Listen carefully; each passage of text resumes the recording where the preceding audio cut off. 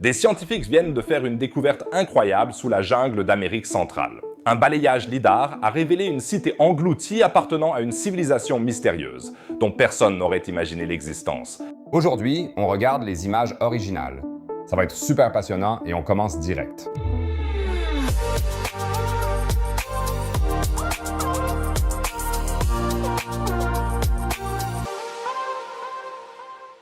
Oui, on a un peu l'impression que partout sous la surface de la Terre, des secrets de civilisations passées sommeillent encore. Peu importe où l'on scanne avec le lidar, des choses incroyables apparaissent. Dites-moi dans les commentaires quelle région du monde vous aimeriez le plus voir balayée par un lidar. Le Sahara, l'Antarctique ou d'autres secrets passionnants pourraient-ils se cacher? J'ai hâte de savoir ce que vous en pensez. Et si les mystères de l'histoire de l'humanité vous fascinent autant que moi, n'hésitez pas à vous abonner à la chaîne. Ça ne coûte rien et vous recevrez une notification dès qu'une découverte passionnante sera faite. Et pour ceux qui sont déjà abonnés, un petit pouce bleu aiderait énormément la vidéo.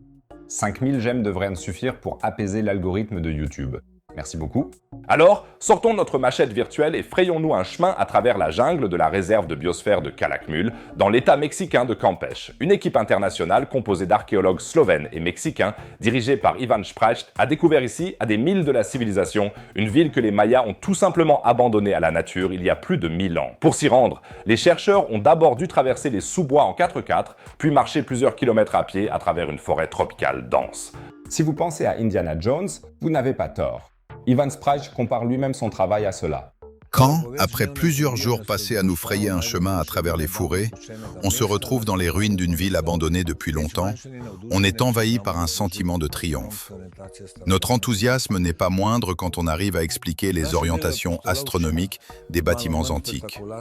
Notre travail, c'est une aventure, un peu moins spectaculaire que dans les films d'Indiana Jones, mais pas moins passionnante. Bien sûr, il ne s'agit pas d'une chasse au trésor, mais de comprendre la vie d'autrefois. On sait aujourd'hui que les Mayas étaient de brillants architectes, astronomes et artistes.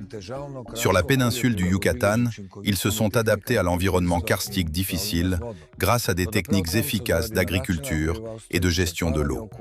Mais c'est précisément là que, face à la croissance démographique et à la dégradation de l'environnement, ils ont été plongés dans une crise à laquelle ils n'ont pas su faire face. Les guerres déclenchées par les élites au pouvoir ont été les plus dévastatrices. Les relations commerciales ont été rompues, les États se sont effondrés et la population a été fortement décimée et appauvrie. Dans le cas des Mayas, on peut voir des similitudes très nettes avec les événements d'aujourd'hui. L'archéologie n'apporte certes pas de solution aux problèmes d'aujourd'hui, mais les causes des catastrophes d'autrefois devraient servir d'avertissement aux dirigeants politiques. Les conséquences de mesures tout aussi mal avisées dans le monde globalisé d'aujourd'hui seront bien plus fatales que dans les cas géographiquement limités du passé. Ivan Sprajc, du Centre de recherche de l'Académie slovène des sciences et des arts, explore les basses terres centrales des Mayas depuis plus de 30 ans. Et cette région, à l'époque, n'était pas une partie de plaisir. Pendant la période classique tardive de la civilisation maya, on estime que 9 à 11 millions de personnes vivaient ici. C'est plus que dans la plupart des grandes villes d'aujourd'hui. Aujourd'hui, la région de Calakmul ressemble à une mer verte de cimes d'arbres, apparemment déserte, à perte de vue, mais c'est justement sous cette surface que se cache l'une des concentrations les plus denses de cités antiques au monde. On pourrait presque dire que la jungle est une sorte de Pompéi verte. Sauf qu'elle n'a pas été préservée par des cendres volcaniques, mais littéralement envahie par des siècles de feuilles, de racines et de mousse, et ainsi cachée à la postérité. Et à chaque fois que des chercheurs survolent ces zones avec leur scanner lidar, un monde totalement nouveau et oublié apparaît en dessous. La ville nouvellement découverte se trouve à l'ouest de Chactún. Une autre cité maya que l'équipe de Sprajc avait déjà mise au jour il y a 13 ans. Dans un premier temps, les chercheurs ont repéré cette agglomération d'environ 15 hectares grâce au lidar, c'est-à-dire avec des scanners laser capables de voir à travers même le feuillage le plus dense. Le lidar fonctionne en gros comme un échosondeur laser extrêmement précis. Un avion ou un drone envoie d'innombrables impulsions laser vers le sol et mesure le temps que met la lumière pour revenir. Ces temps de trajet permettent de créer une carte 3D ultra précise du paysage. Et comme une partie des rayons laser parvient jusqu'au sol à travers de petites ouvertures dans la canopée, on peut éliminer numériquement la végétation. C'est ainsi que, sous la jungle, apparaissent soudain des structures qu'on ne verrait jamais à l'œil nu. Des terrasses, des routes, des plateformes, des pyramides ou les plans d'anciennes cités. C'est précisément pourquoi le lidar est si révolutionnaire pour l'archéologie en zone tropicale. Il ne révèle pas seulement des ruines isolées, mais des paysages entiers restés cachés. Et cela nous sert même pour des choses auxquelles peu de gens l'auraient associé, comme la reconstruction de Notre-Dame, comme l'explique l'archéologue Chris Fisher lors d'un TED Talk. C'est un problème pour les archéologues. On ne peut pas étudier une zone sans la modifier d'une manière ou d'une autre. Et en plus, la Terre change d'elle-même. Des cités archéologiques sont détruites. L'histoire se perd. Cette année encore, on a dû assister, horrifiés, à l'incendie de la cathédrale Notre-Dame. La tour emblématique s'est effondrée et le toit a été presque entièrement détruit. Par miracle, l'historien de l'art Andrew Tallon et ses collègues avaient scanné la cathédrale en 2010 à l'aide du lidar.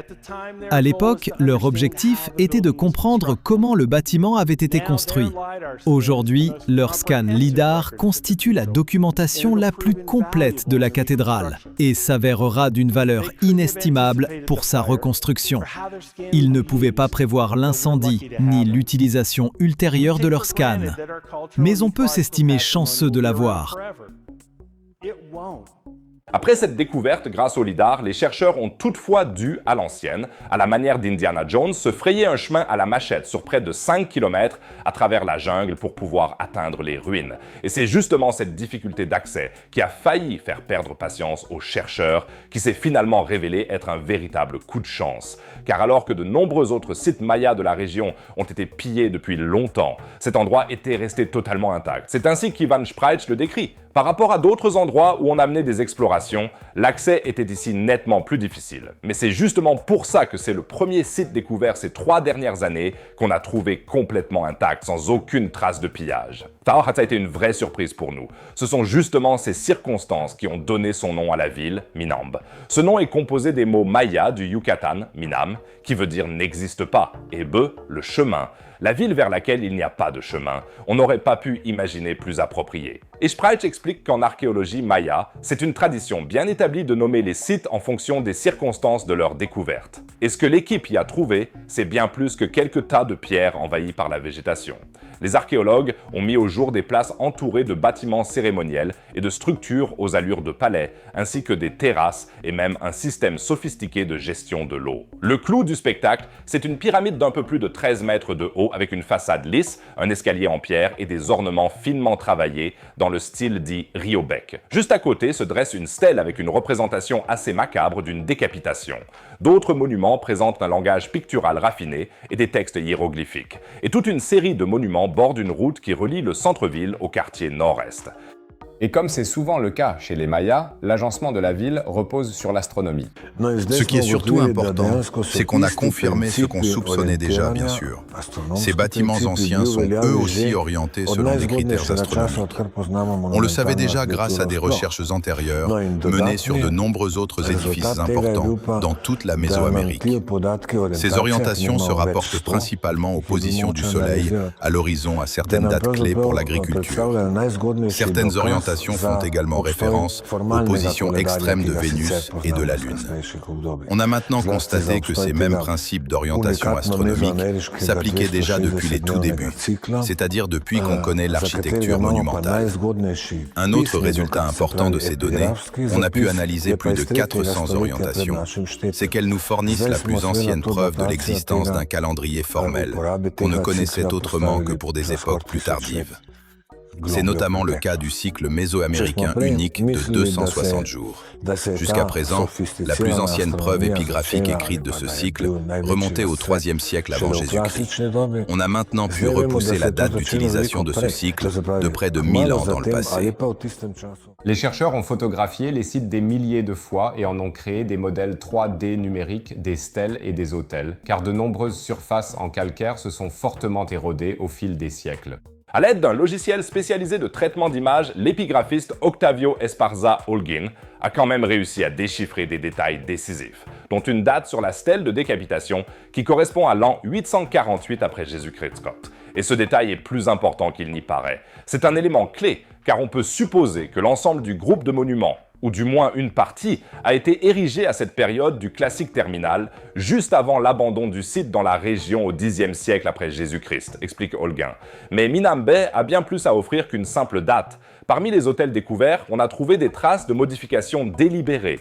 Le monument numéro 6 est particulièrement fascinant. Il s'agit d'un autel fendu, sur la face avant duquel est représenté un souverain portant une coiffe à plumes, des colliers, des bracelets et un pendentif comportant des éléments trilobés. Les côtés du monument sont entièrement recouverts de textes hiéroglyphiques et c'est précisément là que les chercheurs ont trouvé une date dite du compte long, qui renvoie probablement à la fin du 7e siècle. Si cela venait à se confirmer, Minambé serait l'un des plus anciens établissements mayas connus de toute la région, bien plus vieux que ce que la première stèle de pierre laissait initialement supposer. Découvrir un site aussi ancien, oui, c'est une véritable sensation archéologique. Pour Sprajk, Minambé s'inscrit globalement dans un modèle régional bien connu, un établissement à vocation agricole ayant connu son apogée durant la période du classique tardif, organisé selon une hiérarchie sociale étroitement liée à la production ainsi qu'à la distribution des surplus agricoles. Plus tard, un groupe venu du nord de la péninsule du Yucatan aurait pu s'installer là et bouleverser radicalement les rapports de force et la dynamique de la ville. D'autres fouilles ne sont pas prévues pour l'instant sur ce site, ce qui rend cet instantané d'autant plus précieux. Une fenêtre temporelle totalement intacte sur un monde vieux de 1000 ans au milieu du néant verdoyant de Campeche. Alors, après tout ça, je me suis demandé si je n'aurais pas dû devenir chercheur sur les Mayas. Le travail d'Ivan Sprajk a l'air incroyablement passionnant, mais il y a apparemment aussi un peu de travail de bureau. On prévoit maintenant de repartir bientôt sur le terrain et ça va être une sacrée aventure. Et ça nous fait bien sûr super plaisir parce que c'est justement notre boulot, la recherche. On ne s'ennuie jamais au travail, mais une partie de notre boulot, c'est bien sûr le terrain, là où on recueille de nouvelles données. L'autre partie, tout aussi importante, les deux se complètent, c'est bien sûr le boulot de bureau, où il faut traiter, analyser et interpréter ces données. L'une ne va pas sans l'autre. On a souvent cette image populaire selon laquelle on ne fait que traîner sur le terrain. Mais le terrain tout seul ne sert à rien. Il faut ensuite en tirer quelque chose. Par exemple, si on veut expliquer la vie dans le passé. Et c'est ça, notre mission. Je trouve que cela montre, une fois de plus de manière assez impressionnante, tout ce que nous ignorons encore sur notre propre histoire de l'humanité.